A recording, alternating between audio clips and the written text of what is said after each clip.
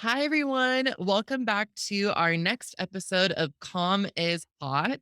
We have a very special guest I'd like to introduce you to. Hi, everyone. My name is Jayda Shuavarnnnasri. I use she, they pronouns. Awesome. Now, tell us a little bit about what you do. Sure. So, I am a sexuality and relationship educator. I'm always kind of like working through the titles to help people understand what it is I do. But my preferred kind of title is Sex Positive Asian Auntie.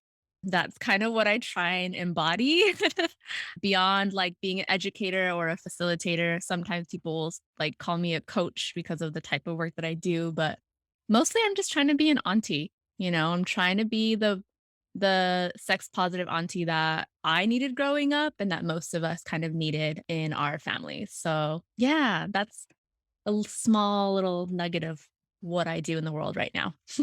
Can I ask a question about that? Yeah. So, you identify as Asian and you said you wish you would have had like that auntie figure Mhm. to kind of be there. So, if I may ask, what was your journey like growing up as you are kind of with that relationship to sex and sexuality? Yeah, definitely complicated. I think with most of us though, our relationship to sexuality is pretty complicated. Yeah, I definitely it's very my identity as a Southeast Asian woman is very present in how I look at sexuality and how that intersects with culture and our relationships that we navigate and things like that. So it is a big part of my work, even in like very subtle ways, right? It's just my experience in living in the world. I Both my parents are immigrants to the United States. They're both Thai. And we didn't really have a lot of conversations around sex. We still don't have conversations around sex, to be honest. It wasn't until maybe 2 years ago that I even like said the word sex around my mom. What was her reaction? It was fine actually. It was just like a very I tried telling her basically that like because I had quit my job and I was like, I'm doing sex education. And I just kind of said it and she was like, oh, okay. And I don't know if she fully understood it. One thing about having immigrant parents who are not born in the United States is that there's always going to be a language barrier, right? I was born here. And so there's always this like kind of navigating how to communicate with each other when we don't speak the same language, or it's limited understanding. My parents speak English, like enough English, but when it comes to kind of in-depth conversations or like words dealing with sexuality, that's not really there. So yeah, so I think growing up, what I know of a lot of people that I've talked to and my friends and my peers, none of us received proper sex education in school, right? And a lot of us did not have open conversations about sexuality with our parents either. And yeah, it's just I don't know a lot of people who have. I don't know a lot of people who grew up with sex positive role models at all. And so for me, there's a lot of things that have happened or I've had to learn myself or even like harm that has happened to me because of not having these dialogues, right? Of not having conversations around like bodily autonomy and consent and boundaries and like that it's okay to explore certain things. So I feel like a lot of us, when you grow up in a society and in a culture that is where sex is taboo or just like sex negative, like straight up sex negative, we grow up with a lot of shame. We grow up with a lot of shame, with a lot of guilt, with what we're feeling in our bodies and what we're doing with like other people. And so, yeah, it's been quite a journey, to be honest. It still is. It really still is. Yeah. Thank you so much for sharing this. You touch on multiple things that I'm very passionate about, mentioning consent, acknowledging cultural aspects that are contributing forces to a lot of the reasons why there's like a generational disconnect, I think, for a lot of people. And also, even if not the immigrant experience, also just certain cultures being less, or I guess a lot of people are immigrants. So if you're still an immigrant family, but maybe, your parents were born here or whatever, there's still a lot of cultural factors that go into just families not talking about sex, for it being taboo, for it being just like a mystery. Mhm. And I feel like when you mentioned, it's still a journey, that's super relatable, even for me. So thanks Yeah, for sharing that. absolutely. There's even something that's come up more recently for me around, like, the concept of coming out, like, in your queerness.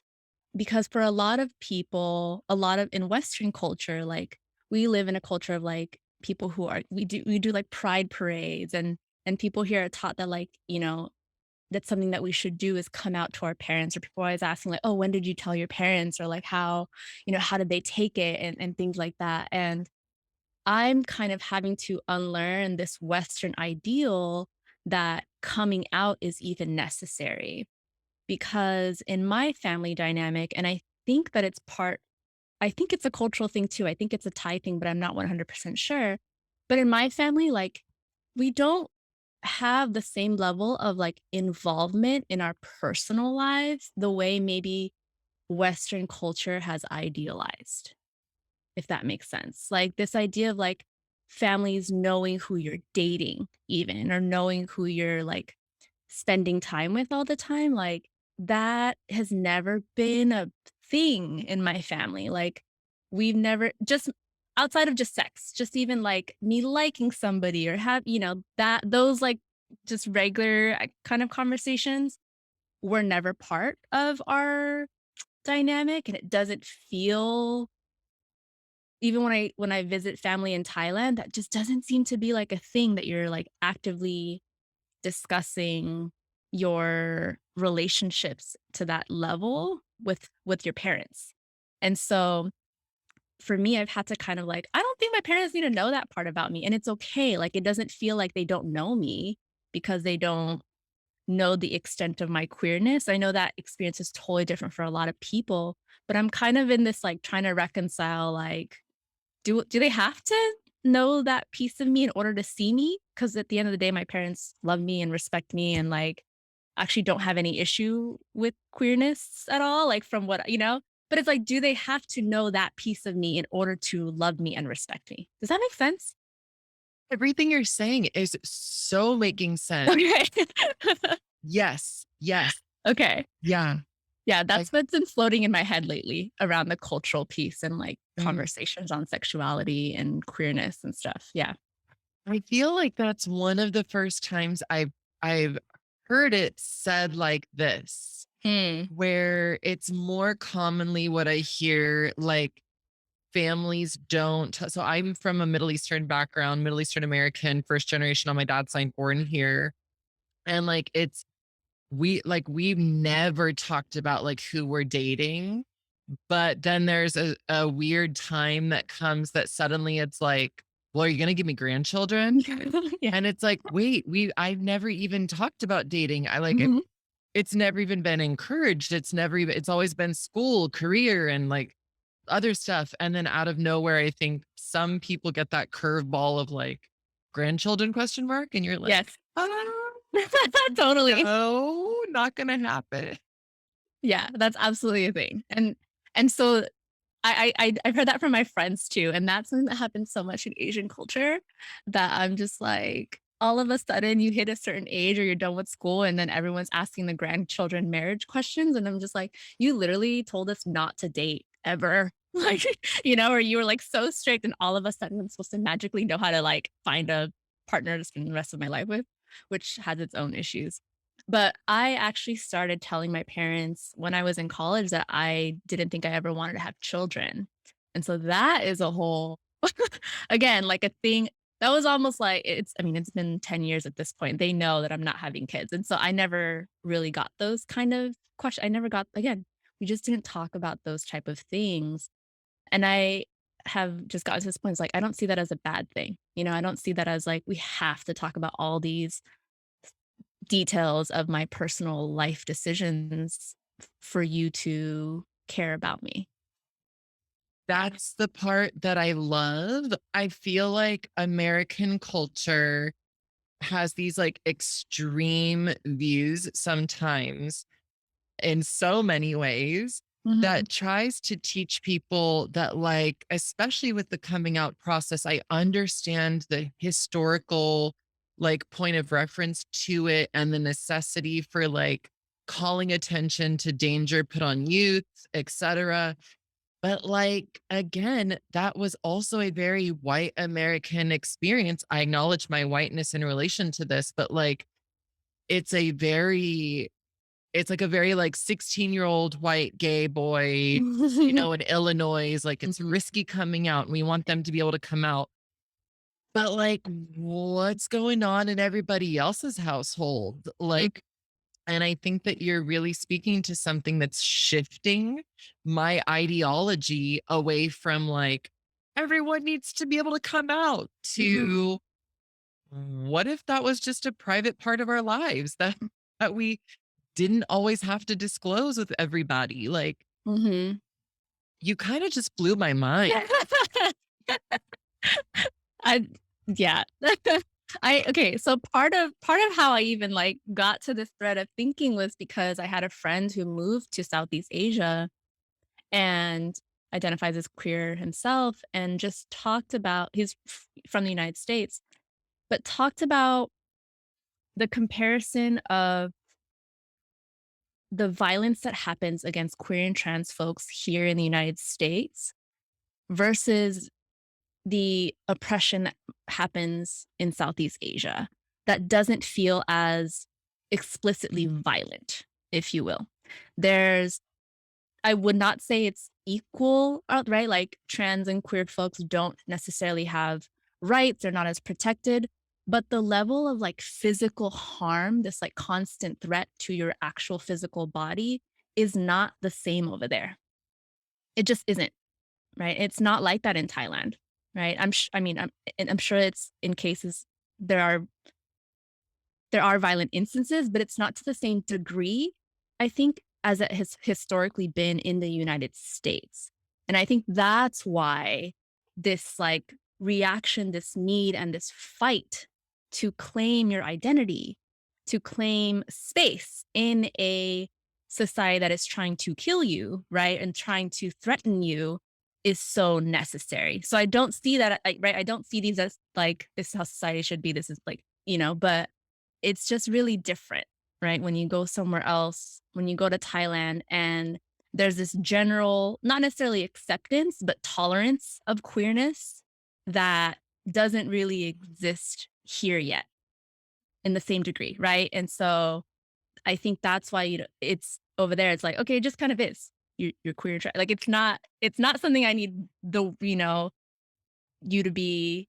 It just is. Like, it just kind of is, and I think that's my hope is that what we get to here, right? That it just is, and that we don't have to fight so hard for it, if that makes sense. Can I ask you a question? Sure. This is gonna make me sound really, really naive, Go for it. but I have not been to Thailand, and I have friends who are from Thailand. I have many friends who go there often. So I've had exposure, and I've had close friends from Thailand.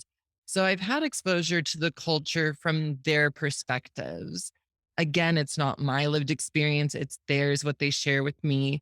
And they've shared very similar things to what you just mentioned, that the culture is, it's not that it's everybody's pro trans and out there like being like, yeah, trans people, Mhm. but that it's just more normalized, if you will. Like, you're not going to be treated with so much hostility or like eyebrow raises from strangers, or maybe even like face the same type of discrimination, like, where I think US culture, American culture, it's still just like, do we want them using our bathrooms? Like, are they, these evil like people? And so I Mhm. feel like appreciative of you calling attention to that difference and not being a huge part of potentially have these different ideologies. Yeah. Yeah. Totally. And that didn't sound naive at all. I think you're correct, and I've had to, as someone who grew up here, had to like again reconcile these my experience here growing up in the United States while also witnessing and trying to understand this dynamic over there. And then again, it goes all back to like how it shows up in my interpersonal relationship with my family, right? Around queerness and around like this whole coming out thing or like, do we do that here? Do we do that? I don't know. I don't know anymore. Yeah. Can I ask you, I'm so excited about the use of the word queer because to me, it's like a reclaimed word. It's a word that people can use now that's like just more encompassing. And it's for me, I like it because it's a lot less like rigid, it's less rigidly defined. So, what does being queer mean for you? For someone who might, this is our first time hearing that. Yeah. I agree with you on the fluidity of the word. I know that that word is used a lot in queer spaces as well. I'm generally kind of averse to like rigid labels in general, and queer seems to be the most fitting in how I move in my relationships and how I have relationships with people that are also not by regular society standards. But yeah, for me, queerness is just kind of a way to share like how I view my relationships with people, I guess, and my own relationship to myself and my identity and my sexuality and how it's just not ever one thing, if that makes sense. Yeah, it's just kind of flowy and moving and almost like a giant question mark that I don't need to answer. Yeah. Yes. Sorry, I tried to make you answer. Oops. No, you're fine. You're totally fine. That was a beautiful response. Thank you for being open to that. Can I ask you, because I think some people might, it might be in their back of their mind, what currently motivates you to do the work that you're doing? Ooh. Right now, I think what's been motivating me the most is when because so how I do my work is a lot of sharing through social media of just like either not even just information, like I'm not like strict on like here's educational facts and things like that, but just like sexuality and relationships are literally part of our everyday lives. And even for asexual folks, sexuality is something that we have to navigate all the time without even really thinking about it. And so I share a lot of reflection questions. I share a lot of my own personal thoughts and my personal narrative. I also do workshops at universities and I also work at a sex toy store, which is really fun. And so I think what's been keeping me motivated as of late is when when people are just like, wow, like I never thought of that way. I never knew this, right? Or like, wow, you're one of the few people that I feel comfortable talking to about this. And so those kind of moments where I'm like, oh, I know that I'm doing the right thing, that I know that like my role here is not in vain. I also have a lot of my work is a reflection of where I'm at in my life currently. And so a lot of the conversations I've been having in the last 2 years is around unlearning toxic monogamy and exploring non-monogamy and just like what it means to be in healthy relationship to one another. And I like have been having lots of conversations with people of just how they are unlearning what it means to be in a healthy relationship. And that is like, ooh, okay, there's like shifts happening in our culture and that excites me so much. Like that shit like me going. Like I'm so motivated by the conversations that we're having. Just to give an example, I don't know if you heard of the show Ultimatum. My God. So Yeah. yeah, yeah, yeah. I watched like one episode and I was like, oh my God, this is why I need to do what I do. This is why. Like it's shit like this that's so problematic. And I'm like, this is why I just need to keep going. Like, yeah. Yes. So Oh stuff my like that. gosh. Yeah. Can we just talk about that for a minute? Did you watch it? I couldn't Okay. get past like the first 10 minutes. Oh my God, it's so bad. The first 10 minutes so bad. I was like, this entire show, I mean, this entire Western ideology, Americanized religious birthed ideology that like you will find one person for the rest of your life and you have to make it work. Like, right. Because divorce is a no no, even though we know everybody gets divorced. And it's like, I kind of feel like if you're pressuring someone to be there, your one and only for the rest of the like life, like I just feel nervous because it's almost like being forced to choose one best friend Oh my for god. the rest of your life. And I'm like, I want lots of best friends. Exactly. It's so bad. It's so bad. Yeah, the first 10 minutes are pretty you just dive right into the mess.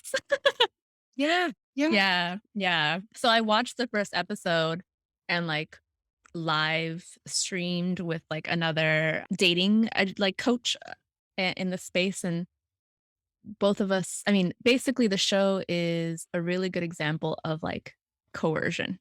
Like, just straight up, it's coercive, right? Like, the idea of an ultimatum, and this other consent educator talked about how, like not in relation to the show, but it's related to this conversation of a lot of people know what interpersonal coercion is, of just, like, someone pressuring you to do something that you don't want to do, right? When we have conversations around consent, we know that pretty well. But what a lot of us don't know is what's called social coercion, which is this social or cultural pressure to do something that you don't actually want to do. And you see that when we have this social expectation of marriage and kids. And gender plays a really big role in that because there's a woman on the show who does not want to have children. And it's like you can feel the pressure of her as like a woman who's like, "Oh, of course you want to be a mom," or like, maybe you'll change your mind, or if you just meet the right person, how are you not going to want to have their baby? Your eyes.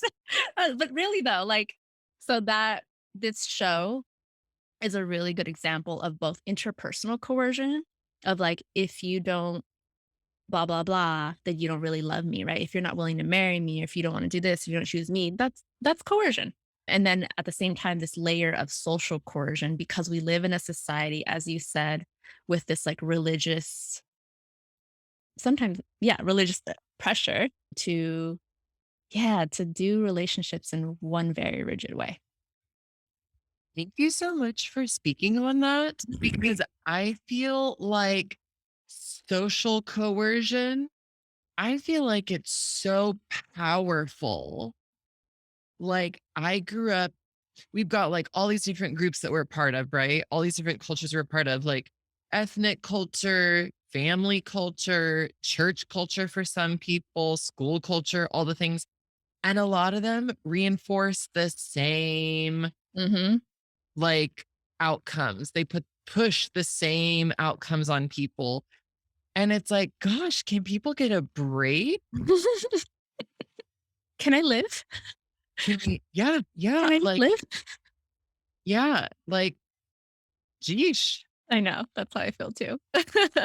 that's too intense. This is why you must keep doing what you're doing. Yeah, I hope I can do it. I do feel a shift happening. So that's what's again, as going back to your question of like my motivation right now is the feedback that I get from folks of just being like, okay, I get it. Like I know why this is needed. I know why these conversations are so important. So yeah. It's extremely needed. You are extremely needed. Thank you. You're taking on, century old systems that are just like continuously oppressing people. Yeah. When you put Can it that I way. can I ask you if you've ever had like pushback from people who were like, but what about like, you know, but like everything I've been taught was that like this? Like, have you ever had that? Yeah, so every now and then, honestly, I'm very clear about what I believe in and what I stand for. And so generally don't I would say or like I don't get a lot of people who are gonna try and like debate me. And I also don't engage in debates. I don't engage in like unless it's a real dialogue where we're trying to mutually learn from each other. I don't engage in someone who I can tell doesn't actually understand what I'm talking about and doesn't want to understand, right? But I have early on when I first started talking about non-monogamy, I had folks who would try and be like, "No, but it's not natural," or blah blah blah. Or, this is the way things are supposed to be. And I realize now how most people think that the like When I say non-monogamy, I'm talking about polygamy. Or like when I use the word polyamory, which means like having multiple loves, right? Or multiple relationships.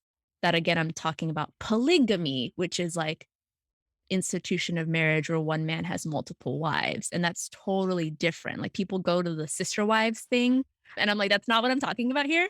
I'm talking about like having multiple consensual relationships. I'm not talking about like cheating on your partner, quote unquote. So again, it goes back to like any resistance that I have gotten, the few that have gotten is more people who are like, I can tell so clearly that like you are not at all like understanding what I'm trying to convey and you don't want to understand. Yeah. So I haven't gotten too much resistance really. Good. Yeah, I've been lucky, I think. And I think maybe a better way I could have phrased that question was like, how do you set boundaries when you're doing such like deep emotional labor that involves like your personhood, your beliefs, and like truly trying to educate people to think outside of these like larger structures that again oppress people. Yeah. Yeah, this shit's not like it's controversial. It's like not yeah, it's not the easiest to swallow. So I really do approach it questions. I ask a lot of questions for people to self-reflect more than anything. And I'm sharing from my own personal experiences or my own personal reflections. So it's not and I think people who follow my work know like you can get to know me pretty quickly because I am pretty transparent and you'll know that like I'm not trying to tell people what to do. If anything, what I want is for us to have full choice in how we live our lives. Right. And that's the underlying of everything. I don't care what you do. I just want you to know that you have options. I want you to think through and like intentionally build relationships that work for you without the social coercion, right? Without the interpersonal coercion, without like this pressure that we've internalized from our partners, from our friends, from our family. Like, I want us to have choice. And I hope that that's what people see, when I bring up these topics. I totally saw that, and that's why I wanted to invite you on the show. Thank you. Yes. Are you Yeah. kidding me? You're doing amazing work. Like I don't know. I'm so grateful for you. Same.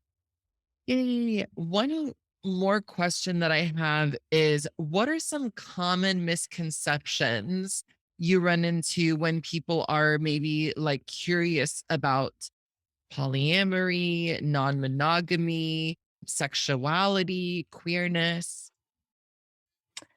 Ooh, there's a lot. Um, oh my god, with non-monogamy, there's so many. There's a billion misconceptions. We could spend days talking about that. Should we do a separate podcast on like what I is don't know. non-monogamy? Maybe. There's a lot of misconceptions with that one. Okay, the 2 big ones that again, the polygamy and polyamory are the same thing when they're totally different. Another one is that, like, non-monogamous people don't get jealous. So that's always like this, "Oh, like, you must not really get jealous," and or, "I'm too jealous to do that. I have to be monogamous." And so that's a big misconception. I know a lot of people who are practicing non-monogamy and who do get jealous because jealousy is a very normal human emotion that we are all capable of feeling. And it's just that people who choose non monogamy also choose, hopefully, to try and work through that jealousy, to navigate that jealousy, to understand it better rather than dismissing it or avoiding it altogether, the way we tend to be taught to do in a monogamous relationship. So that's probably one of the bigger ones when it comes to that topic. When it comes to sexuality, there's so much. And I think a big one that comes up a lot in the sex education space is the idea that like sexual drive is something you just turn on and off. Like it's something we think like, oh, once I'm turned on, I'm ready to go. Or like that spontaneous sex, it's just like you just want to like all of a sudden rip your clothes off. And that's how like sexual drive works. When in reality, like all of us have a very different sexual responsiveness. Some of us are a lot slower. Some of us need certain stimuli. Some of us need to remove certain factors in order to feel aroused. And so, sexual quote unquote drive is a lot of mental stuff that, yeah, it's again a whole nother episode. Like it's a whole bunch of other stuff. It's not just like an on and off switch. And so that's something too that's like an ongoing conversation around in the sexuality space that like a lot of people don't really think about. And so just to like throw in to plug the new Netflix series called Principles of Pleasure, I think it's what it's called, or Pleasure Principles. It's a three-part series and it's a good like basic of sex ed, but there's some issues, but it's really good basic sex ed and they talk about what I'm talking about right now of sexual responsiveness, but Netflix series Principles of Pleasure, I think it's what it's called. Nice. Mhm. I feel like I've been watching a lot of sex related shows on Netflix because I just love that stuff. Yep. And I'm like, I wish I had this when I were younger so that I felt a little less like, oh, why am I having these thoughts? Like, Mhm. I don't know if it was just more normalized, maybe people would just feel like okay about it. Yeah. And so I appreciate you for mentioning that. I also watched a film that was about BDSM and it was a Korean movie. I watched that too. Yeah. And I was like, this is very different than every K drama. This is like Yes. night and day from the traditional K dramas. Yes. I okay, I thought it was so interesting as someone who doesn't watch a lot of K-drama in general, so I don't really have a lot to compare it to. But I just naturally compared it to a lot of, like, American BDSM attempts, if you will, and the Korean version that movie, I forgot what it's called. Love and Leashes. Love and Leashes, there you go. They did it in such a quirky like, again, it was a rom-com, but in a way that, like, felt so Korean, like, felt so not American, not, like, Mm. super sexy. It was kind of funny and, like, awkward, and I But kind it of still enjoyed that. for me watching it, so traditionally, like all the K-dramas that I've watched, and I've been watching them for like 6 years, ever Okay. since my friend introduced me to them. It basically like K-dramas are always very wholesome. It takes until like the final episode for them to finally kiss or Yeah, hold hands. I've Like seen that. I they're know that part. very, very wholesome. And I think for me, I'm like, this is a refreshing change from people having sex in the first 10 minutes of a season. Yes. But I guess that's a whole other conversation to unpack. Again, I'm not Korean. That's not my culture. I don't want to be judging, Yeah. but I can comment just from what I view as someone who appreciates it. And I feel like the way that they did BDSM, because I'm a part of the BDSM community myself, Mhm. and I've gone to Folsom Street Fair since I was in high school here in San Francisco, which for those of you who don't know, Folsom Street Fair is a giant BDSM and kink party that just is basically celebrating that stuff. But going back to the beginning of the episode, do we really have to celebrate this? I do So think it's fun though. it is fun to walk around in like a It's latex fun, dress and stuff. wholesome. Yeah, wholesome. Yeah. And so this version, the Korean version of Love and Leashes of BDSM was done in a way that felt for me so realistic. Mm. Like no one really fully knows what they're doing when they start exploring with that stuff. Mhm. And I think American films make it seem like you should just know Mm. and everything is intuitive and everything is always sexy and works out. And I think it puts a lot of unrealistic expectations on sexuality of BDSM and kink. And this film was more like, no, you can be super awkward. It can go bad. Yeah. You can decide, like, nope, let's not do this after all. Or like, someone could go a little too far with the barking, like, stop barking. I don't want you to actually be a dog. Like, Yeah, yeah. I also enjoyed that. I thought it was done really well, and they didn't really make it about the sex. They still yeah. didn't center the actual sex, right? And they didn't build up the tension the way you typically see in an American kind of show that would just make it so sexually charged, you know? Yeah, I really enjoyed it, and it took a minute. I was like, "I don't understand." I had to, like, reorient my American lens, if you will, to kind of like, "Okay, I'm watching a Korean movie," right? And so the culture is different, the way they're gonna tell the story is gonna be a little bit different than what I'm used to. Yeah. So glad you liked it. I did like it, yeah. Oh my gosh. And I'm glad it exists. Mhm. Me t Yeah, it was cool, it was very surprising, and I'm glad they made it. Yes. I cannot tell you how many people I know are like interested in BDSM and exploring sexuality, but their only point of reference is 50 Shades of Grey or some like really, really gross, Oh, wrong yeah. interpretations. Now I tell everyone, I'm like, go watch Love and Leashes on Netflix. Yeah. Just recommending Netflix shows to people. I'm here for it.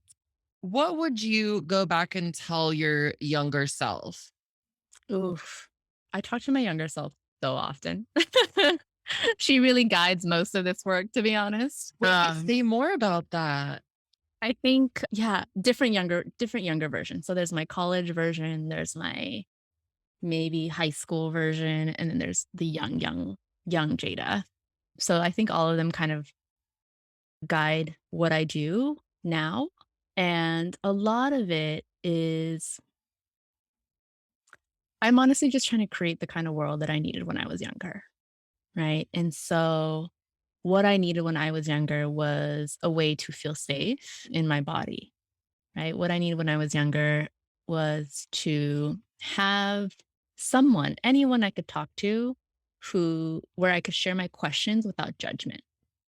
And so kind of going back to like why sex positive Asian auntie is what I try to embody is because I think that most of us need this just like a non-judgmental space, right? And so a lot of us even just to question something, not just even that like I want people to be curious. I want younger people, people who are early on in their journey, whether it has to do with queerness, whether it has to do with BDSM, whether it has to do with just like touching your body or like other shit that's happening.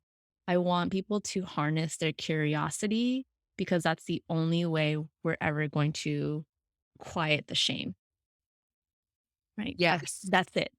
Mic drop. That's it. You know, that's the only thing, right? And so anytime that we feel those moments of shame, which I think all of us do at some point, and I think a lot of young people do, it's going back to like, okay, if I had an auntie, if I had an uncle, if I had like, that non-judgmental family member, what would they say? How would they talk to me? How would they, right? And so it really comes back to that. It's just like, how do I create space for myself to be curious, not just live in the shame and not just live in the guilt and not just, feel scared about exploring something about myself. Yeah. There's something that's so just organic about your perspective because it comes from a place of your lived experience and wanting to offer a safe space for people to be curious and not judged. And I feel like that is just so pure. Mm, It's so beautiful. It's so like there can be true moments of magic where I imagine like my younger self really needing and wanting to talk to someone about my sexuality or my gender and not feeling comfortable, not feeling safe enough. And I'm like, if I would have had that like elder in the family, older aunt, cousin, whoever who I could talk to, I think it would be life changing. mhm. Yeah. It would. It really would. Yeah. Just to even if, like even for me, I was a shy kid, right? And so even if I didn't necessarily want to talk, to have someone in this space who was just open and sharing and, like, normalized these kind of conversations about allowing yourself to be curious, that would have been life-changing for me as well. Yes. Yeah. Oh my gosh. Thank you for clarifying that. Another question for you. How has your journey navigating your sexuality been? Ooh. I think because I am so much more open to sharing and talking about sex with the world, I've become even more curious about exploring myself. Yeah, it's really I think I've always been a curious person, and it's just harnessed my curiosity even more, especially working at a sex toy store because I've been working there for less than a year, and I really didn't have a lot of experience with, like, toys and products and things like that. Mostly because at the end of the day, I don't believe that people need products or need to buy things in order to quote unquote fix or experience anything. Like I really don't like I think in the beginning, the challenge of working at a sex toy shop, especially one that's very like metrics driven, is that like nothing if your emotional state or your nervous system or just like your mental state is not in a place to enjoy sex, then a toy's not going to fix it. You know what I mean? Like we shouldn't look at it that way. Like it's just not. Yeah, that's just not my approach, not my philosophy. So, I 100%. yeah, it's just not the. You can't just put on sexy lingerie and it like all of a sudden changes everything that you feel and anything that you're dealing with in your inside, right? Yeah. Um, Yeah. it Mm. can help, for some folks it can be great, but it's just not a solution to anything. Same with sex toys. With that being said, going back to like starting to work at one, I have I've been in therapy for years and have gotten to a place of just like feeling good in my body and then getting once I started working at a toy shop, I was like, oh, I'm ready to like try stuff. I don't really have a lot of experience with them. And so I just have been exploring different toys and like serums and creams and all this stuff. And like it's allowed me to like I'm like, oh, okay, I didn't know my body could do that, or didn't know my body like that. So that's been really fun. I think that yeah, being able to do this work, again, I don't like I see myself not as an expert or someone who knows everything. I just want to create space where we all get to be curious, and that includes myself. And so if I get to play and be curious and learn new things about my own body, like I'm just really bringing people along for that journey as well. Yeah, so it's been really fun. That is so beautiful. Can I go back to what you said about I think it's really important for people to know that the mindset is a huge part of enjoying a sexual experience or being present in one. Yeah. And I think there's so much pressure on people to just be able to turn it on and be in the mood Mhm. that you reminding us of this is extremely helpful. So thank you. And also, it's so cool to hear you be open and curious about exploring what you yourself might actually enjoy. I know this might be a really personal question. Sure. Was there like one specific thing that you were like, "Oh, this right here, this is amazing." It is a personal question, but I'm totally down to share. Well, only within the last maybe no, within the last year, I learned that my body could squirt. And I had been reading about it. I had been seeing videos or, I just was just like, it's a thing that some people do. I've never done it. And then somehow with somewhat some intention of like trying to do it or whatever, it happened one day. And I was like, oh shit. Okay. So just something like that feels big and small, right? Of just like, oh, 32 years old, I didn't know my body could do that, right? And so still learning your body after how many years of exploring it. So, yeah. Whoa. Yeah. Oh my gosh. Yeah. Yeah. That Yeah. I know. I was very shocked. I was very shocked when it first happened.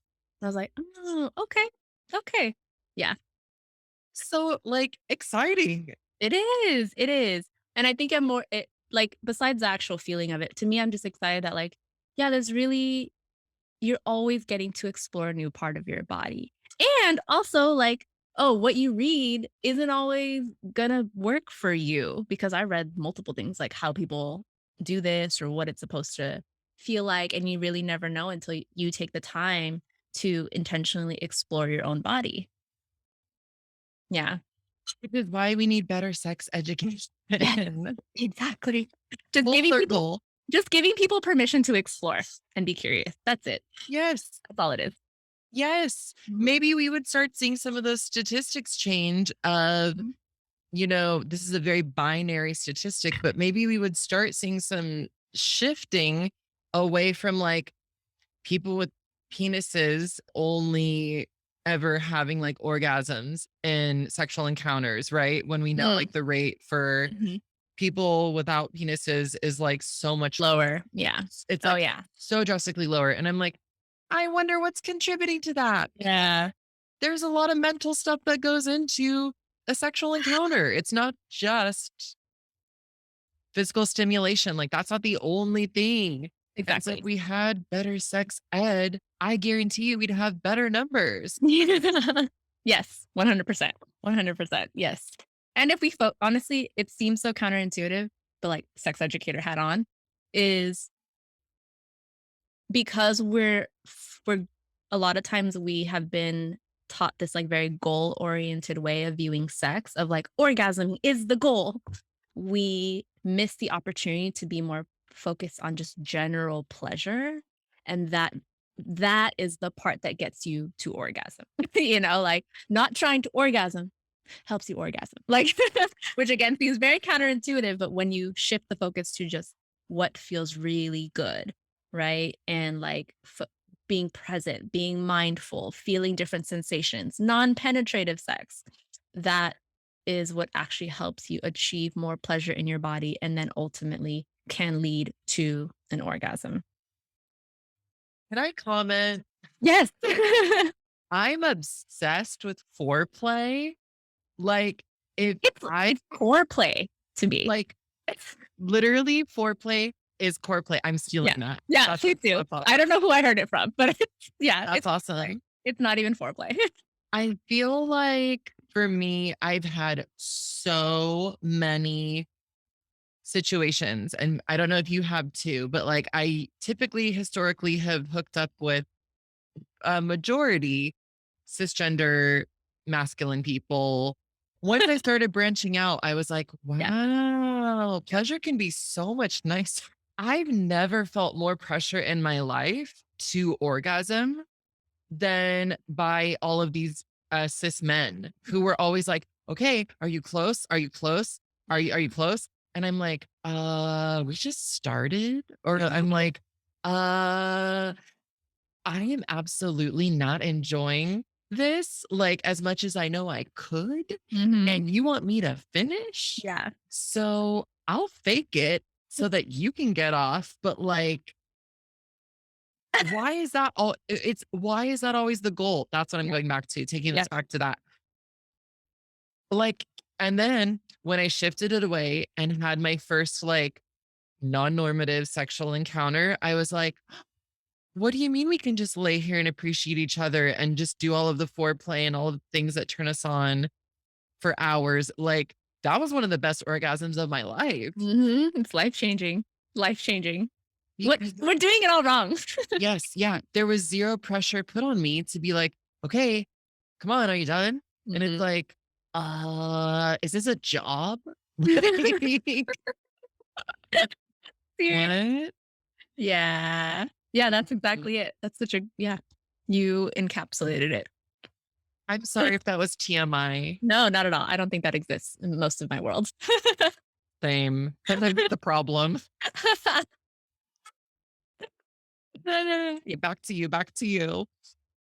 Now, if you could, because you work at a sex store and you probably have way more knowledge than I do about products and things like that, someone who is interested in getting started with exploring with something, Yeah. or someone who might be, this might be two separate questions, but someone who might be struggling Mhm. with comfortability with their body, are there products made to help people in these situations?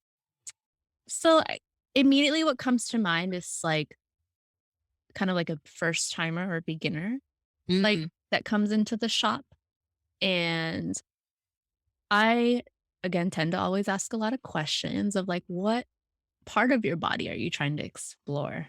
right? Because it doesn't always have to be your genitals. It can be, that's I think usually what people want to explore for themselves. But what if it's just learning to like massage yourself? What if it's getting, yeah, like a warming massage oil and exploring your body in that way and the difference, like sensuality, if anything, like more sensuality focused. Um, I tend to lean more towards helping people focus on sensuality because when you're able to focus on your five senses and you're generally going to be feeling more present in your body and then feeling more pleasure. So if it's playing with certain smells, tasting certain, how you eat your food, the sounds that are around you, like really zoning in on those.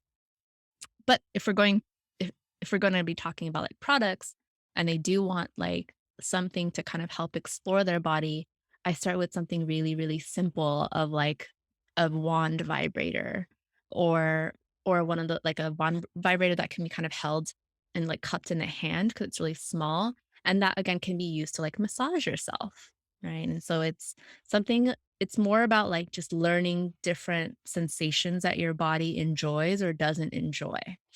And so, yeah, I think that's there's lots of toys that you can buy, but it's just like, what are the things, what kind of sensations do you want your body to feel and test out? So sometimes in workshops I've done, like I'll guide folks through an activity and have them kind of rub themselves or touch themselves, or even like, okay, like rubbing your arm and then like grab your wrist and like put pressure on it, right? And kind of not leading into like BDSM stuff, but like, do you like that pressure, like more pressure, less pressure? And so there's a lot of s- things that you can purchase for that too. Like, do you like the idea of restraints, right? Or impact play? And is that something you want to explore? Do we want to explore temperature play with glass toys and things like that? So there's so many things. It just kind of depends on what part of their bodies, sensations they want to experience. But a lot of times they'll end up wanting to try a vibrator for the first time and buying that. Yeah, because that's what they see, on the internets, which is yeah, it's a great thing. I just always like use your vibrator in lots of different ways. You don't need to just put it on your genitals. Genius. Yeah. Thank you so much for that. I feel like one of the things that kept me from going to a sex store for so long was just intimidation. I was like, I don't know what it's going to be like. And like, is it like, am I going to be judged? And does it mean that there's like something wrong with me? And I'm so much older and wiser now. Yeah. And I deeply appreciate you helping to normalize the experience of going to a sex store because it's something that and also if people communicate with you the way that you're framing this conversation, I would feel so safe with your Yeah. guidance. You're the person who I want to talk to. For sure. For sure. And I will say with that, like, not all sex toy stores are created the same. Like, Oh, so some are definitely not you might not find a person that works there who is trying to have a conversation with you to yeah. find you the right thing. Some people are not as like, depending on where you go. If your students are in San Francisco, like, if they're watching this, like, thankfully, there's a lot of really good shops.